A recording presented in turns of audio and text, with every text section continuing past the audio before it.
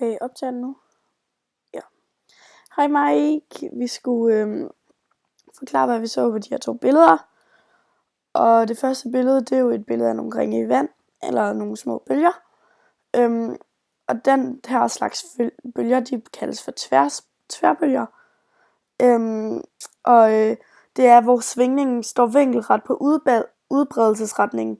Så det vil sige, hvis jeg for eksempel står med en balje vand, og jeg kaster en sten lodret ned i vandet eller vinkelret, så kommer der så laver stenen sådan en udsvingning, og det er så det der giver de her slags bølger og ringene i vandet. Og når der kommer en bølge i vand, så kan man godt tro, eller det troede jeg i hvert fald i starten, at det er vandet, der bevæger sig, men faktisk så bliver vandmolekylerne på samme sted. De bevæger sig bare op og ned. Energien i en bølge, den bestemmes ud fra højden på bølgen, som også kaldes for amplituden.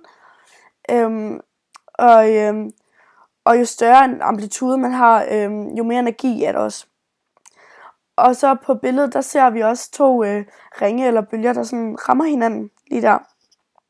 Og det kaldes for en forstyrrelse. Og en forstyrrelse, det kan sådan det kan være sådan 2 ting.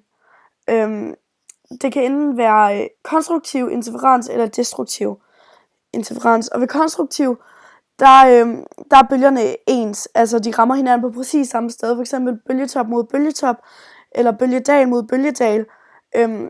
Og så bliver bølgerne større af det. Men hvis der sker destruktiv interferens, så sker det modsatte. Så rammer det for eksempel en bølgetop og en bølgedal. Og der er det vist nok den ene bølge, der er større end den anden bølge.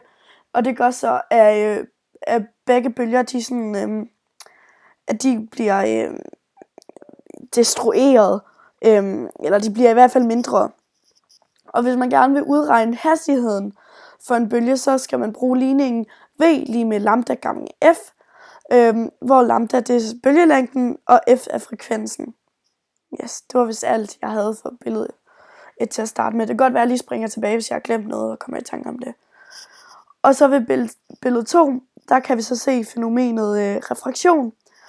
Og det er fordi lys, det har forskellige hastigheder afhængig af det materiale, som lysbølgerne de befinder sig i. Og for eksempel i luft, der bevæger lyset sig i en hastighed af 3,0 gange 10 8 meter i sekundet i vakuum. Yes. Det er fordi, jeg er stadig lidt snottet. Det må du lige undskylde. Yes, og hvad var det, jeg vil sige? Det var det der med lysets hastighed, ja. Men lysets hastighed, det kan for eksempel også ændre sig i vand og i plastik, og så som vi ser på billedet i glas. Og på billedet, der ses den slags refraktion, der kommer, når en lysstråle går fra vakuum, altså luft, og så til glas. Og det er fordi, at lys bevæger sig sådan cirka 30% hurtigere i luft end i glas. Og så bliver lysbølgen, sådan, det vi ser med den knækker lige her, det bliver den tvunget til. Og for at regne det her knæk ud, så bruger man brydningsloven, som er sin I over sin B, som er lige med N. Og N, det er altså den her brydningsvinkel. Og sin I, det er den vinkel, der rammer glasprismen. Og sin B, det er så den vinkel, der går ud på den anden side. På billedet, der kan vi også se alle de her regnbuefarver. Og det er faktisk fordi, eller det kaldes for optisk dispersion. Og det betyder, at lysbølgerne, de har alle sammen forskellige bølgelængder. Og derfor så brydes de ud i forskellige vinkler, fordi her, der er alle de her farver, de er faktisk inde i den her lysbølge. Men fordi at de sådan har forskellige bølgelængder, så når de kommer ind i glasset, så bredes de ud. Og det er derfor, vi kan se alle de her forskellige farver. Jeg tror faktisk, det var det. Jeg tjekker lige hurtigt minutter igennem.